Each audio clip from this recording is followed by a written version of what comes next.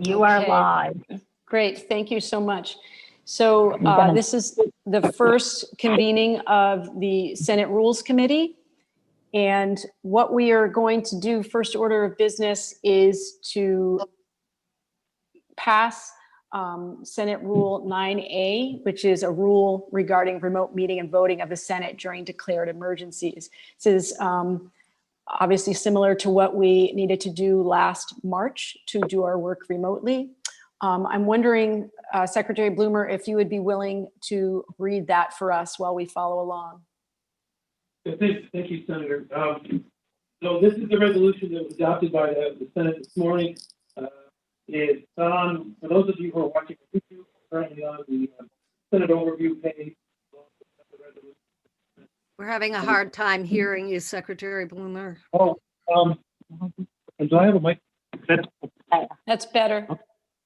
Okay, leave that on there. Because, so, I'm sorry about that. So there were a number of resolutions you passed this morning. SR2 dealt with the ability to conduct electronic sessions during a declared emergency. For those of the people watching at home or looking at home, this is currently on the Senate overview page, along with the other resolutions that were adopted by the Senate this morning.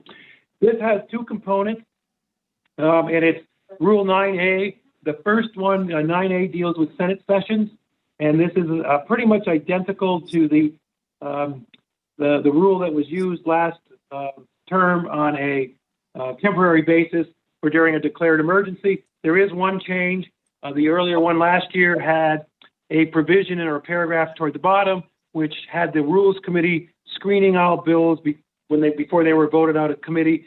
Because it's so early in the session, when this was being drafted as per preparation by your former Rules Committee, the idea was to take that out so that it would be part of a permanent rule. So I'm going to run this through with you. If you'd like me to read it word for word, I can, but I will summarize what each paragraph does. But if it's before you, fine, that at least you have it in front of you. So the Part A is what allows the Rules Committee to authorize a session or sessions of the Senate to be done concurrently, conducted concurrently electronically. That's the same process and the same language that was used last time. And as some of you saw today, the Senate is set up so that people can be present and also participating via Zoom. And depending on what occurs over the next few months, there may or may not be some of you present in the chamber, but it is set up to be a concurrent electronic session. It also allows the senators to participate, debate, and deliberate and vote through that remote mechanism. And then the last sentence, which is probably most important from my perspective, is it actually allows you to make this authorization remotely. That's why you're here today, rather than have some of you stay in the building, or those of you who did the swearing in during the recess, you would have had to be physically present. So this rule, when it was adopted, allows you to meet today, even though it's remotely, to authorize remote, which may seem a little different, but it's all in the rule. This Part B was the part about audio and video. You may recall that when the temporary rule was adopted last session, there was some debate as to how we verify, and so the Senate at the time debated it. The whole Senate did decided you have to be both audio and video present, and that was to cut down on any sort of issues that might raise questions as to who's present and who's voting. So that's still in there. The format authorized by the Rules Committee, what occurred last time, pardon me, the authorization has to be consistent with the Vermont Constitution. You have a constitution that requires the doors of the State House to be open when it's in session, unless otherwise restricted. And so that was to make sure that the process that has been used is broadcasting live to YouTube all of the sessions, and making sure that the public is able to see all of your Senate debates when they're on the Senate floor. Part D is when you're participating remotely, you can be part of the quorum, and that when you can be counted toward the quorum. It's just to make sure that there was never a question that we had to have 16 in the chamber and then people could be remote. Once you started that as an electronic session, those who are participating via remote can be part of the quorum. I also note as an aside, when I originally drafted this back in March, I pulled together 3 or 4 other states that were doing similar things and tried to take the best ideas that we could find was sort of the starting block. As Senator Ballant and some of the other senators here, along with Senator Benning, there was a lot of tinkering with it, but the original parameter sort of was used by various other states that were looking at it. I believe in the end, you were one of the first states to go as much remote as you did. Eventually, others followed. The Part E sort of explains the process. This was the same language, or is the same language, as last year when it was debated by the Senate. The Senate wanted to make sure that there was a process. As you learned through experience last year, it works pretty well by just raising your hand. And so it didn't seem to be an issue, but this was that you had to notify the president that you wanted to talk. There was a whole process. And if we ever had to fall back on it, it would be here for your use. Or it may not even happen for the next 30 years. It's part of the permanent rules going forward. It may very well be that next time it's used, hopefully, none of you and I will be here, and someone will have to figure out kind of how the process works. The Part F is that the senator, if possible, or as far as practicable, should be in their senatorial district. The thought was that as you function as a senator, preference would be, if you could be here. Secondly, you should be in your district if possible. That does not prohibit senators from participating outside their district, but the aspirational goal rule was to have them, when they can, be in their senatorial district. I suppose if someone abused that excessively, it could be reviewed as a breach of the rules, or the Rules Committee could take some sanctioning. If all of a sudden some senator was calling in from the beach somewhere for months on end, you could take steps to try to address that. The G is the authority of the Rules Committee terminates on the expiration of the declared emergency. As this is tied to the declared emergency by the governor, one of the issues comes up: are you able to do this otherwise? Well, if there is no declared emergency, you as the Senate as a whole can take a different type of temporary rule. This does not restrict your ability to do similar things in other circumstances, but for purposes of declared emergencies, when it may be necessary for everything to start up remote, this gives you an ability to follow the governor's declared emergency. Also note that you don't have to.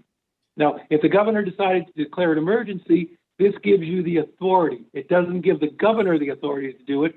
And from our perspective, the executive cannot direct the legislative to do anything. And so if you saw fit that you did not want to comply with whatever those terms of the declared emergency were, you are not required to.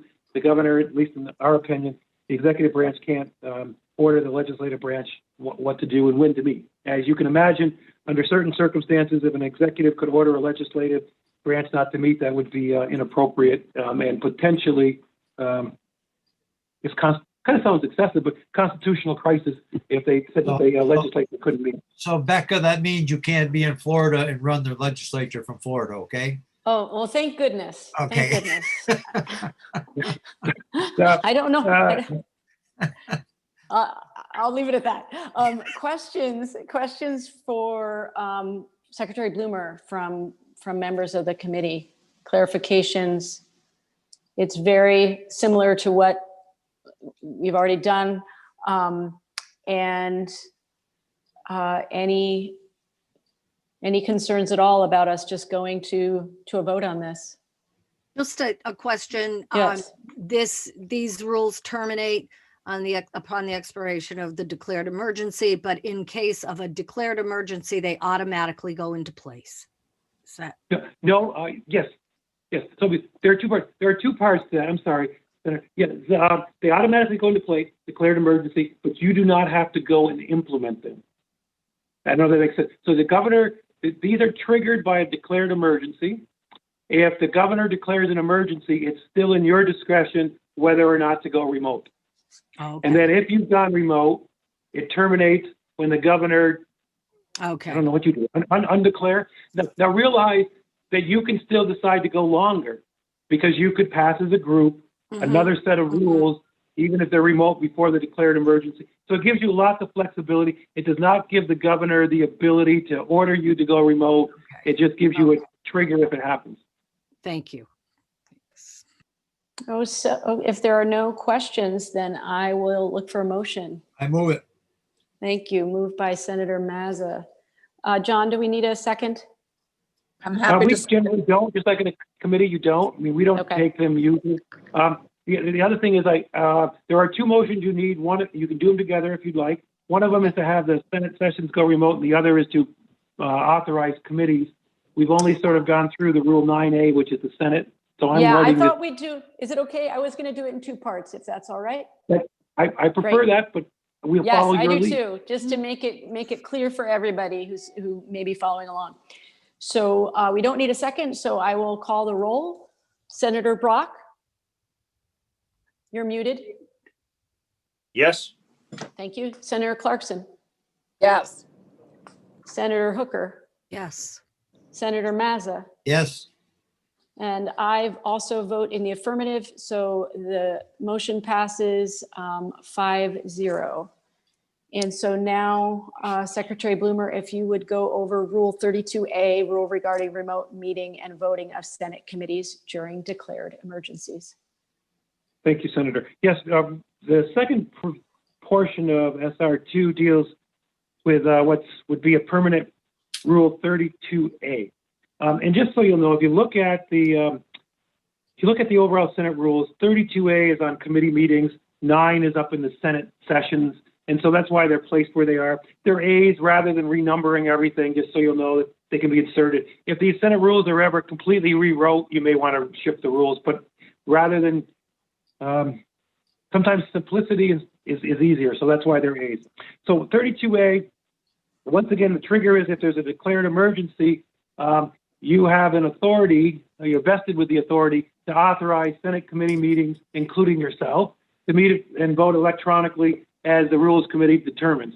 And you're supposed to generally, and you can also do that remotely the first time. You generally, the Part B says you're going to try to do the same process and procedures as applicable under 9A, which means everybody has to vote, we have to be visual, has to be audio, counts for a quorum, has to have open meetings, it's compliant with the Constitution. And so that B, rather than redo all of them, sort of incorporates the requirements of 9A. And then C is the authority of the Rules Committee terminates upon the expiration of the declared emergency. Same as the other one, you can extend it if earlier or once it occurs, the authority goes, but you still have the authority to go remote if the full Senate at that time wanted to. The emergency, the temporary, I'll get it yet. The permanent rule only deals with declared emergencies. Questions, clarifications needed? All right, I'm looking for a motion to move this rule. So moved. Thank you. Moved by Senator Hooker. And if there are no questions, I will call the roll.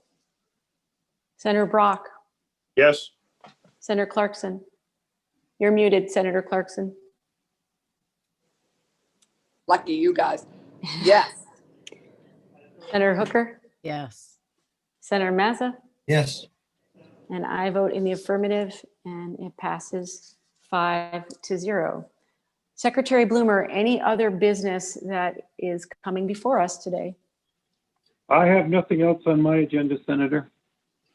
So I would just say for the folks who are watching us live, I can't help it because I am a teacher by trade.